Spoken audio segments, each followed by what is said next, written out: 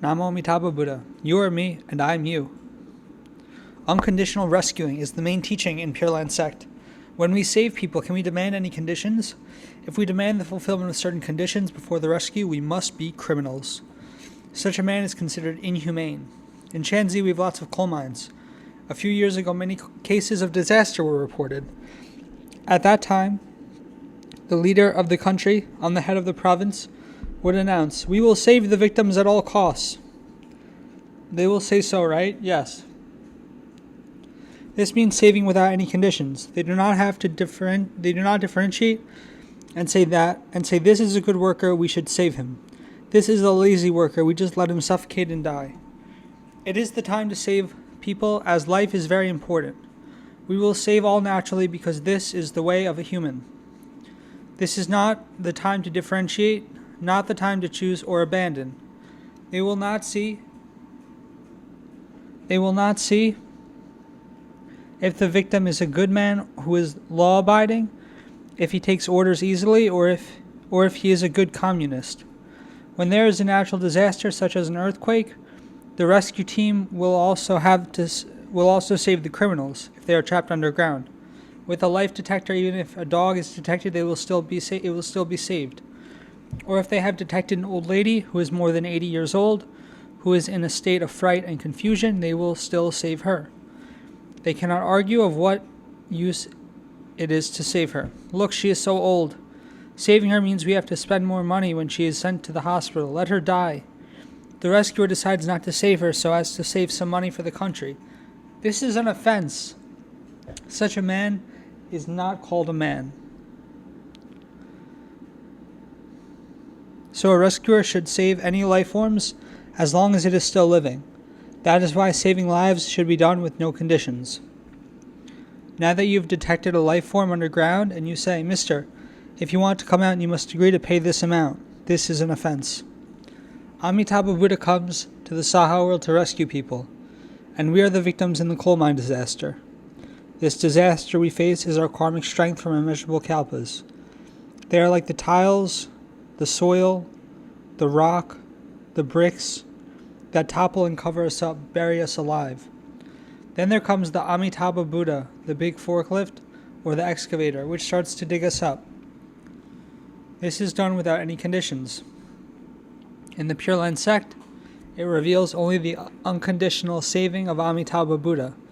Everyone should remember this. Amitabha Buddha, the Savior, possesses the following three qualities. 1. Rescuing without being asked. 2. Rescuing all equally. 3. Rescuing without any conditions. These 3 points are the profound meaning of the Buddha Dharma. The whole of the Buddha Dharma reveals the spirits of the Buddha's unconditional rescue. Let us look at an analogy in the Dharma Flower Sutra. It is a sutra which points out the main aim for Sakyamuni Buddha entrance into the world. By doing so, he is able to lead the 3 vehicles of Shravaka, Pratyeka Buddha, and Bodhisattva towards the one Buddha vehicle. It is thus stated in the Dharma Flower Sutra, "There is no peace in the triple realm. It resembles a burning house. It is filled up with all kinds of sufferings. It is most frightening. Now this triple realm belongs to me. All the living beings in there are my sons. And now this place is full of disaster and calamities. Only I alone is able to save them, to protect them." Whenever I read the Dharma Flower Sutra, I am especially touched by this paragraph. Sakyamuni Buddha is born in the Saha world in the triple realm. All the living beings here are supposed to learn the Dharma under him. He says this triple realm belongs to him. His duty is to teach all the living beings here, and he says all the living beings in the triple realm are his sons. And now this place is full of disasters. The whole place is burning in a great flame, and he alone is able to save them. No other people can. Sakyamuni enters the triple realm, resembles a firefighter who enters a house which is on fire. The firefighter fights the fire, rescues the people without any conditions. His duty is to put out the fire to save all the inhabitants. So the main aim of the Dharma Flower Sutra is to reveal the unconditional rescue of Sakyamuni Buddha. There are 2 ways to save living beings. One way is to practice the sagely path, and another way is the Pure Land door. The sagely path teaches us the ways to save ourselves.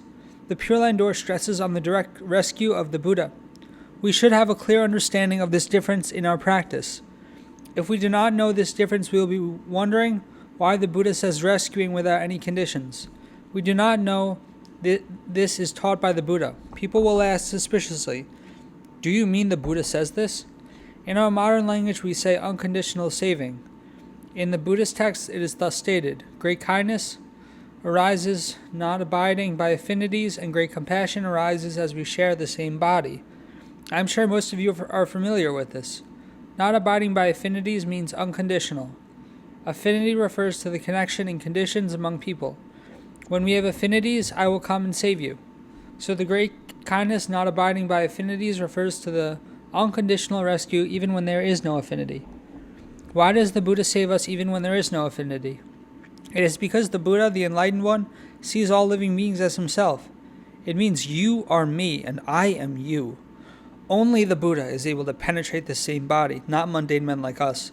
Only the Buddha penetrates this, as he is certified to the Buddha nature, which is not different from all living beings. In the Buddha nature there is no differentiation of you and I. The sufferings of the living beings are the sufferings of the Buddha. When living beings are happy, the Buddha is happy. When the living beings are afflicted, the Buddha is afflicted. If living beings were to fall into the hell, the Buddha feels extremely sad for them. This is known as sharing the same body. This is known as the great compassion of the same body. In our Buddha nature, we share the same body without any divisions. There is no differentiation of loved ones or enemies, creditors or debtors. The loved ones, the enemies, are in equanimity because they share the same body. This is great compassion. In this way, saving others is the same as saving oneself. What conditions do we need? It is unconditional. With no affinity, as explained in the 16 Contemplation Sutra, is stated thus: the Buddha's mind is the great kindness, great compassion. The Buddha gathers in all living beings with his great kindness of no affinity. I hope that those who listen to this should truly penetrate the deep meaning of the Buddha. By doing so, no hindrances will arise among us. The next point is we must truly have faith in the Buddha's wisdom, since the Buddha says, the great kindness which is not abiding by affinities, the great compassion of the same body. The Buddha says, our loved ones and enemies are equal. It means, for those who destroy the Buddha Dharma, who commits the 5 rebellious offenses, who slanders the Dharma, the Buddha will still extend his love of great compassion towards them. Comparatively, even if we are the pious disciples who have great faith in the Buddha, the compassion of the Buddha is the same for us and for them. The Buddha's mind is the mind of equanimity, and it is very difficult for us, the mundane men, to understand this. We can only believe in the Buddha's wisdom and with good faith. We can only trust his unsurpassed wisdom. Since the Buddha says so, there is surely the most profound kindness and compassion in him, the revelation of his profound wisdom. We cannot judge the Buddha with our mundane views and feelings. An extract of the Dharma teaching by Venerable Master Jing, the abbot of Hangyuan Monastery, Zhuangsheng, in Anhui Province, China, titled The Unconditional Rescue of the Buddha.